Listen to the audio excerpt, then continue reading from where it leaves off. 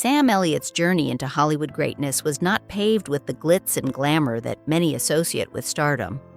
Born in Sacramento, California, on August 9, 1944, Sam's upbringing was marked not by the warmth of encouragement, but by the silence of unspoken approval. His father, Henry Nelson Elliott, a government worker for the California Department of Fish and Game, was a man of discipline, but not of emotional expression. He rarely offered his son the praise Sam so desperately sought, leaving a void that would shape him for the rest of his life. His mother, Glenn, was the steady force in their home, offering a quiet and loving presence, but the lack of emotional connection with his father left Sam with a wound that never fully healed. This silence was the foundation of his early struggles, a wound that would ultimately define his resilience, moving to Portland, the stranger in his own skin. At 13, Sam's life was uprooted when his family moved to Portland, Oregon.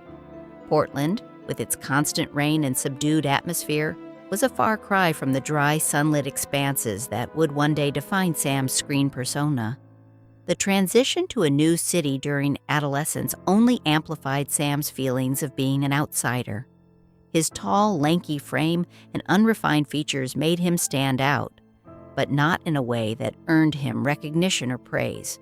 In school, he was invisible. He wasn't the athlete, the academic, or the social leader. Instead, he spent his teenage years feeling like he didn't quite fit anywhere. However, there was one place where Sam did feel a sense of peace: outdoors, in the hills of Oregon. Nature, with its unspoken rules and quiet presence, became his sanctuary. It was in this silence that Sam began to find himself, a calling to act, the father's disapproval. By the time Sam reached the University of Oregon, he had discovered a passion that would change his life: acting. He wasn't simply looking for a hobby. He had found a calling. As a young boy, he had been captivated by westerns, drawn to the performances that seemed to reach through the screen and speak to something deep inside him. Acting, for Sam, was not an escape from life, but the very thing that helped him understand it. However, his father did not share this vision. Henry Elliott, a man of practicality, saw acting as a frivolous pursuit and made his disapproval known. The conversation between father and son was never dramatic, but the quiet, steady rejection from his father left a mark on Sam. Despite this, Sam refused to abandon his dream. He transferred to Clark College in Vancouver, Washington, and worked odd jobs to make ends meet. But the pull toward acting was never truly released. Los Angeles, entering the wilderness of Hollywood. In the mid-1960s, Sam Elliott made the life-changing decision to move to Los Angeles. He arrived in the city with no connections and no clear path forward, only the determination to make it in the world of acting. Hollywood at the time was not kind to newcomers, especially those who did not fit the conventional mold. Sam's rugged masculinity, quiet demeanor, and intense presence made it difficult for him to find roles. He was too rugged for light-hearted drama, too intense for comedic roles.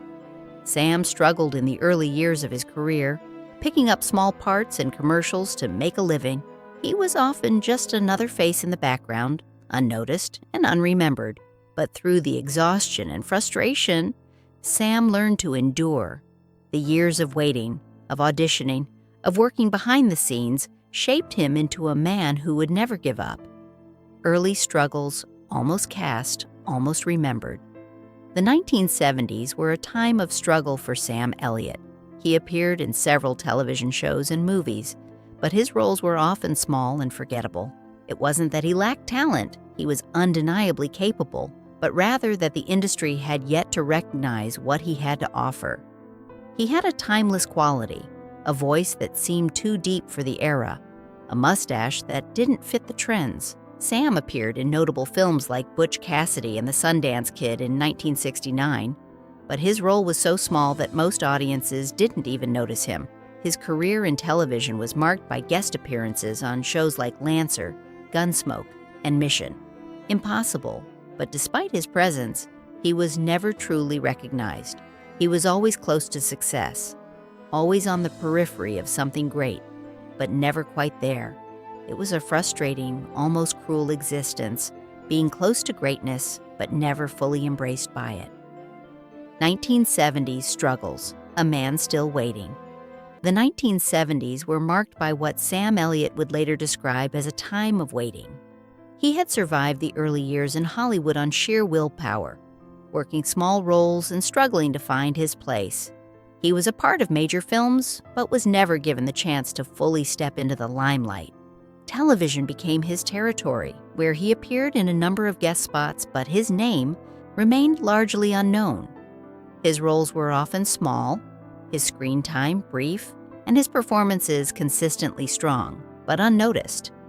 As the years dragged on, Sam's frustration grew, not because of the lack of work, but because he was consistently overlooked. He had found himself as an actor, but the industry had yet to recognize what he had to offer. The mustache that would become iconic was already there. The deep voice that could command attention had already formed, but Hollywood had not yet found a place for him. 1976, the breakthrough role in Lifeguard. In 1976, Sam Elliott finally got his first leading role in Lifeguard, a modest film that did not make him a star, but it marked an important turning point in his career.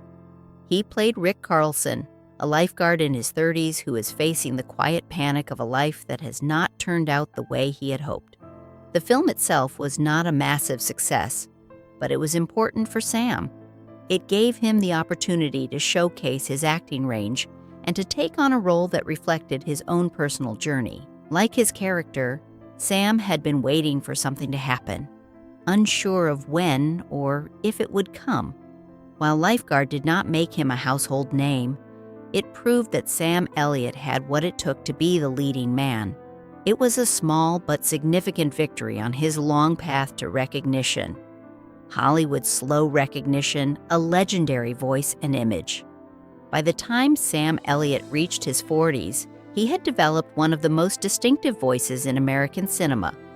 His deep, gravelly drawl became synonymous with the American cowboy, with the kind of rugged masculinity that was often absent from the more polished figures of Hollywood.